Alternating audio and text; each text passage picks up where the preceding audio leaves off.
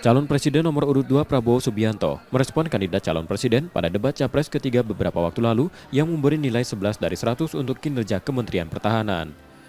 Hal itu disampaikan Prabowo pada pidatonya dalam Silaturahmi Nasional Umat dan Ulama di Palembang, Sumatera Selatan, Selasa petang.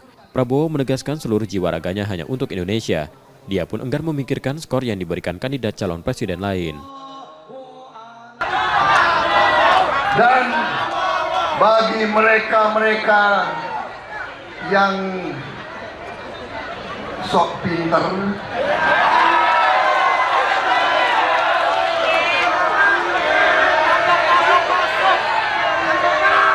ada yang mau kasih saya nilai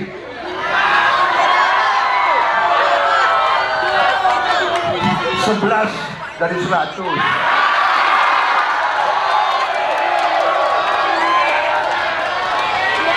Saya sebagai anak Betawi, saya jawab, emang gue pikirin.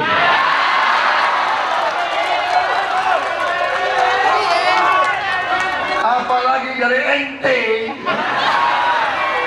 Kalau dari ente mah, sorry ya. Saya lebih takut dengan rakyat Indonesia. Rakyat Indonesia, silakan Anda beri nilai kepada saya.